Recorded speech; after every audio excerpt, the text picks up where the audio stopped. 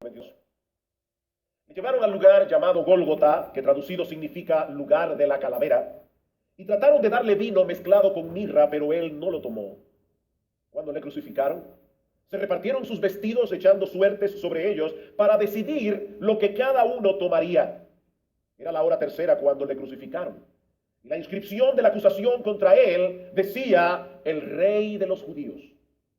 Crucificaron con él a dos ladrones, uno a su derecha y otro a su izquierda, y se cumplió la escritura que dice: y con los transgresores fue contado. Y los que pasaban le injuriaban meneando la cabeza y diciendo: va, tú que destruyes el templo y en 3 días lo reedificas, sálvate a ti mismo descendiendo de la cruz. De igual manera también los principales sacerdotes, junto con los escribas, burlándose de él entre ellos, decían: a otro salvó, a sí mismo no puede salvarse. Que este Cristo, el Rey de Israel, descienda ahora de la cruz, para que veamos y creamos. Y los que estaban crucificados con él también le insultaban. No deja de ser sorprendente el hecho de que los cristianos hayan escogido la cruz como el símbolo distintivo de su fe.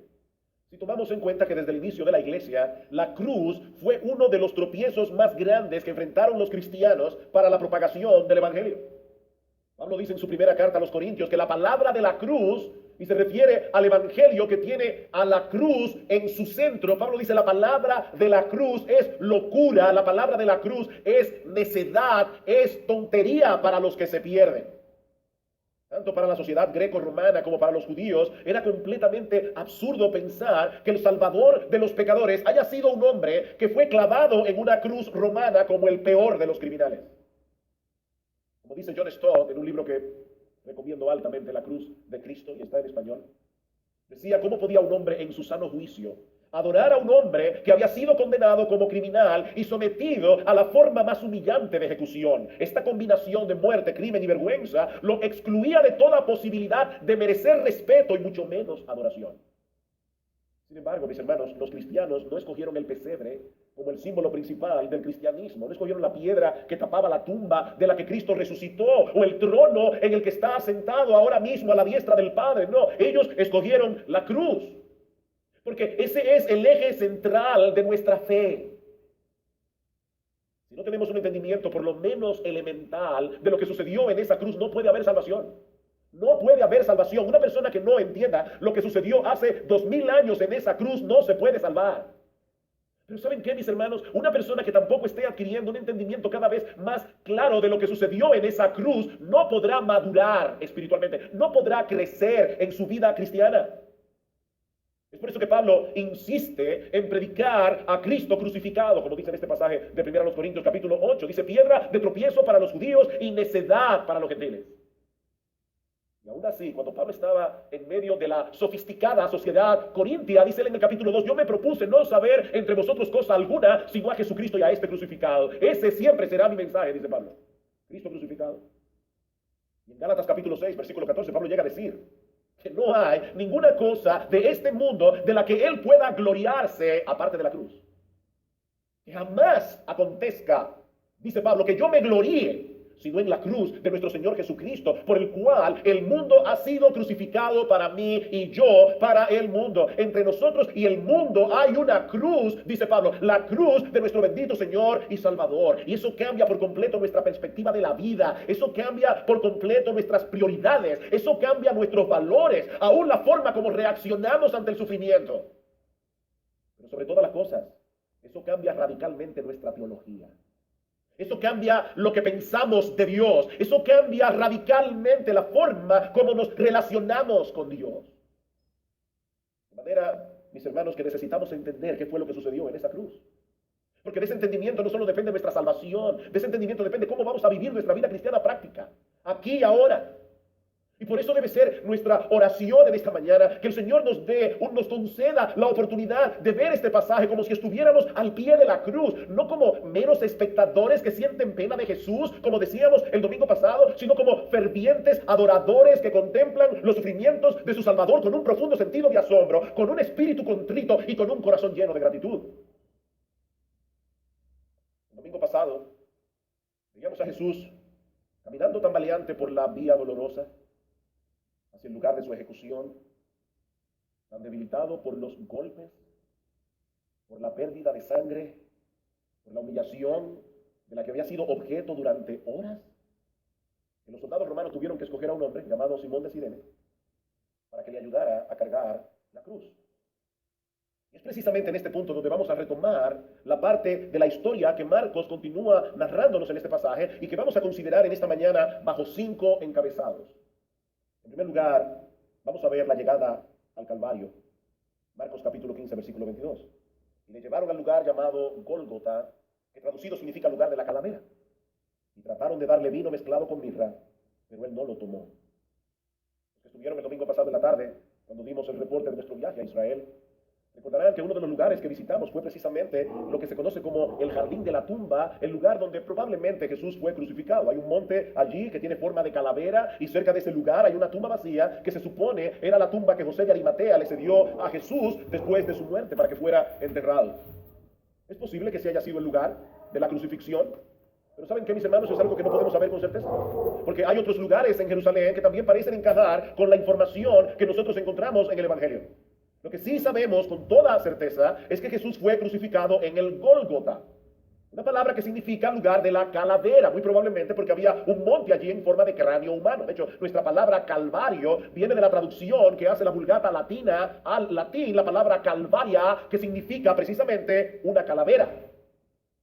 También sabemos por Juan capítulo 19, versículo 20, Hebreos capítulo 13, versículo 12, que ese lugar estaba fuera de las murallas de Jerusalén. Juan nos dice que estaba cerca de la ciudad, pero fuera de la ciudad, para mostrar hasta qué punto Jesús fue rechazado por aquellos que él había venido a salvar. Era impensable para los líderes religiosos de Israel que un blasfemo como Jesús muriera dentro de la ciudad santa. De paso, el autor de la carta a los Hebreos, tomando ese ejemplo, nos dice en Hebreos capítulo 13, versículo 13, que nosotros debemos salir a él fuera del campamento, llevando su oprobio, como lo traduce otra versión del Nuevo Testamento. Vayamos pues con Jesús fuera del campamento y suframos la misma deshonra que él sufrió. Somos seguidores de un Jesús que fue deshonrado, de un Jesús que fue terriblemente avergonzado. Por lo que no debemos pretender recibir un mejor trato de parte del mundo incrédulo. De paso, hermanos, cuando nosotros hablamos del Gólgota, la imagen que tenemos en nuestra mente, estamos condicionados a pensar que Jesús fue crucificado encima de una colina, pero eso no es lo que la Biblia dice. En ningún pasaje de las Escrituras se nos dice que Cristo fue crucificado encima de una colina. De hecho, los romanos acostumbraban a crucificar en la calle para que sirviera de escarmiento a todo el que pasara por allí. Una vez llegaron al Gólgota, Marcos nos dice que trataron de darle vino mezclado con mirra, pero él no lo quiso tomar, no lo quiso beber. Era una especie de analgésico, una especie de sedativo que se usaban en aquellos días y que los soldados quisieron darle a Jesús, no porque sintieran compasión de él, sino para poder llevar a cabo su macabra tarea de clavarlo en una cruz de una forma más fácil, sin tener que lidiar con el forcejeo del condenado. Una persona sedada iba a poner menos resistencia al momento de ser clavado en la cruz. Pero dicen los evangelios que Jesús no quiso beberla. Él debía tomarse esa copa de aflicción que el Padre le había dado hasta la última gota y en pleno uso de sus facultades mentales y sensoriales. Él tenía que demostrar que estaba muriendo porque había decidido morir. Que su muerte era un acto consciente, era un acto voluntario. Cada palabra que el Señor pronunció en esas horas de extrema aflicción requería una mente despierta, una mente alerta. Al momento de ser crucificado, el Señor Jesucristo tuvo que experimentar plenamente todo el horror de lo que implica esa forma de ejecución. Y eso nos lleva a nuestro segundo encabezado, el suplicio de la cruz. El suplicio de la cruz.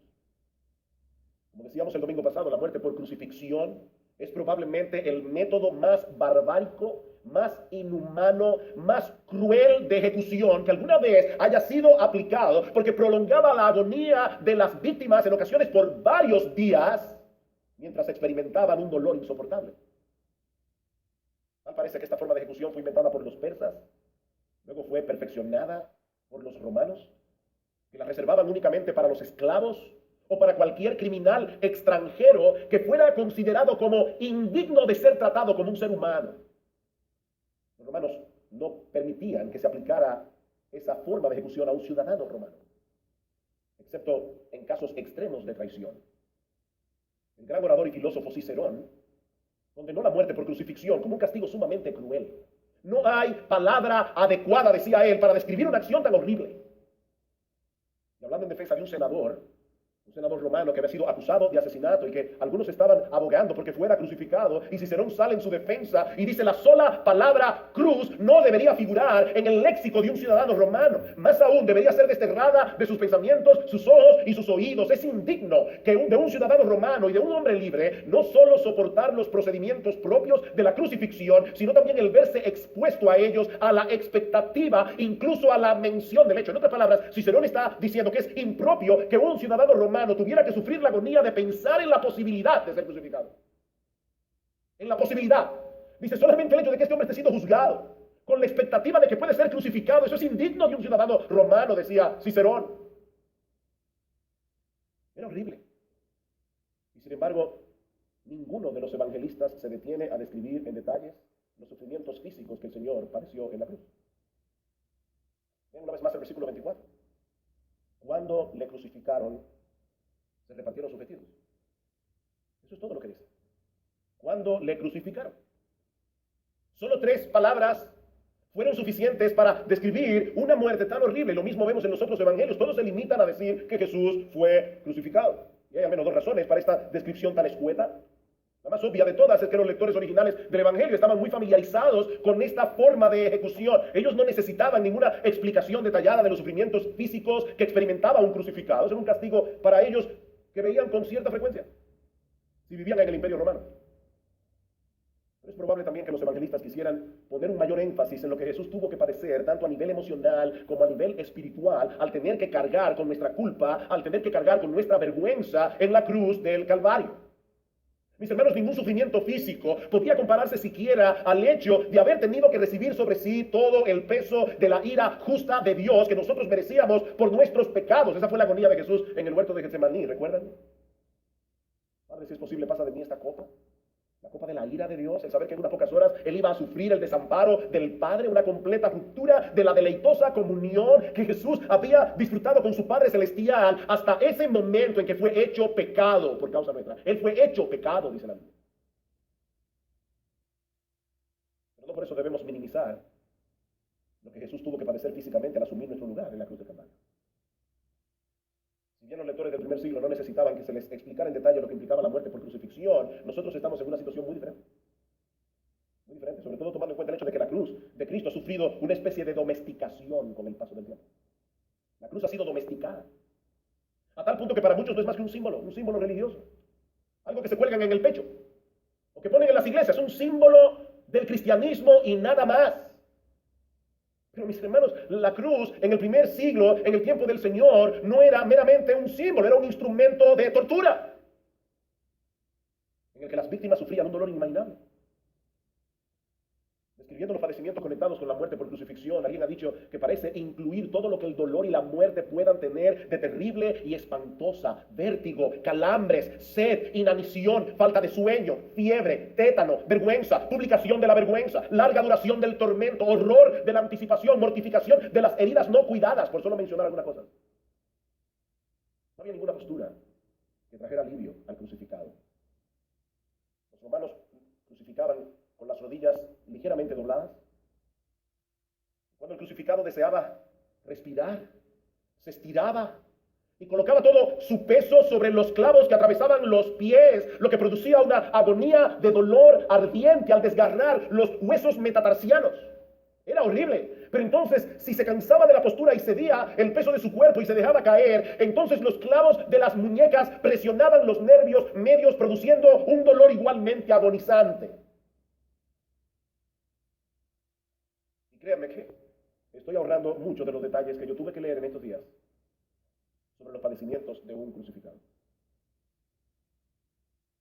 Y ese fue el instrumento de tortura en el que fue ejecutado nuestro bendito Señor Zapato. Y mientras eso sucedía, Marcos nos dice que los soldados estaban al pie de la cruz repartiéndose sus vestidos. Eso es increíble. Mientras Jesús estaba allí, suspendido entre el cielo y la tierra, los soldados se repartían sus vestidos.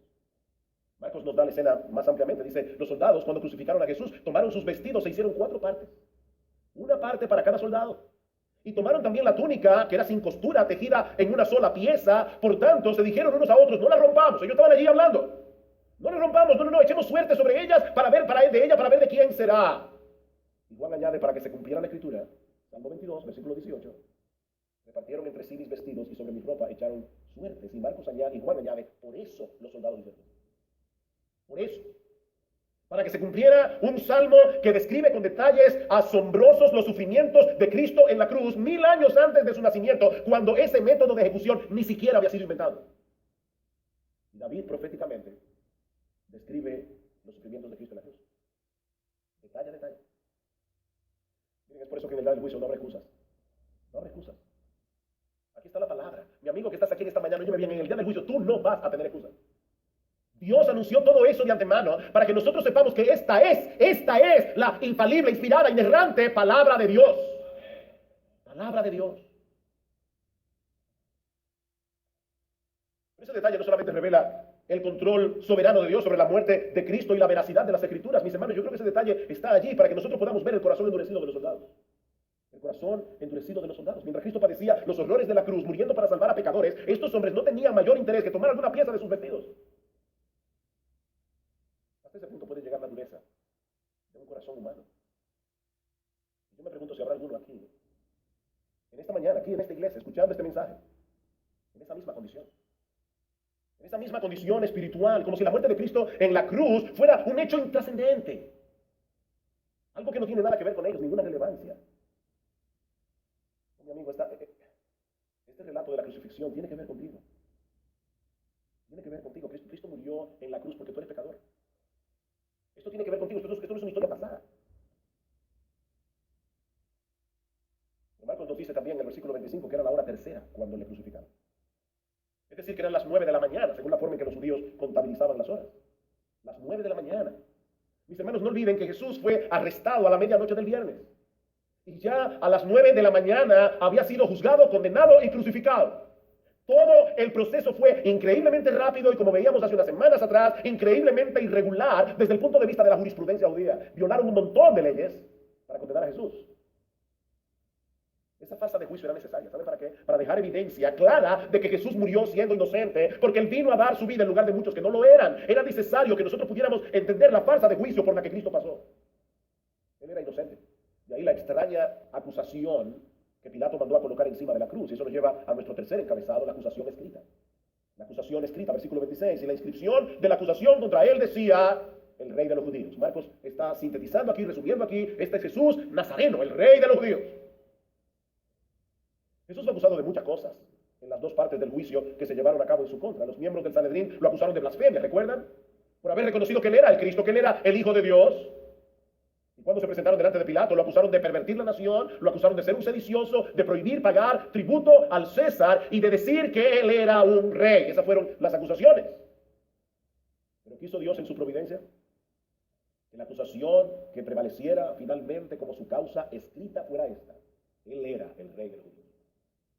Él era el rey de los judíos. Y por supuesto la intención de Pilato no era alabar a Jesús, la intención de Pilato era burlarse de los judíos. Y eso lo vemos claramente en el pasaje paralelo en Juan capítulo 19, tanto así que los principales sacerdotes se ofendieron y se acercaron a Pilato para decirle: no escribas que Él era el rey de los judíos, pon allí que Él decía que Él era el rey de los judíos. Y es ahí cuando Pilato le da su famosa respuesta: lo que he escrito, he escrito. A pesar de la intención burlona de Pilato, Dios, en su soberanía, lo movió a dejar un registro escrito en la cruz, un testimonio acerca de la verdadera identidad de Jesús. Él no fue crucificado porque haya cometido ningún delito, sino porque era el rey de los judíos. Un rey que asumió voluntariamente la postura de un siervo para dar su vida en rescate por muchos, muriendo la muerte de un criminal. Es por eso que el rey de los judíos fue crucificado en medio de dos malhechores, como un malhechor más. Y eso nos lleva a nuestro cuarto encabezado: la infame compañía de Jesús en la cruz del Calvario. Dice en el versículo 27: crucificaron con Él a dos ladrones, uno a su derecha, otro a su izquierda, y se cumplió la escritura que dice: y con los transgresores fue contado. No sabemos mucho acerca de estos dos hombres. Marcos nos dice que eran ladrones, Lucas que eran malhechores, hombres que se habían entregado a una vida de maldad, y entre ellos crucificaron a Jesús. Ahora es interesante notar que no se nos dice nada en los evangelios de lo que había sucedido con estos dos ladrones durante las horas previas a la crucifixión. No parece que ellos hubieran sido azotados como Jesús, ni coronados de espinas, ni severamente golpeados con una caña en la cabeza. No, solo Jesús. Aparentemente todo el aborrecimiento, toda la crueldad de los soldados se había volcado únicamente contra Jesús en ese día. En otra palabra, mis hermanos, ese día los soldados trataron a Jesús como el peor de los tres. El peor de los criminales. Supongamos por un momento que alguien hubiera llegado a Jerusalén en el preciso momento en que Jesús y los ladrones iban camino al Calvario. Esa persona no sabe nada de lo que ha sucedido, él no tiene la menor idea de quiénes son estos tres individuos que van a ser ejecutados, pero entonces observa con cuidado el estado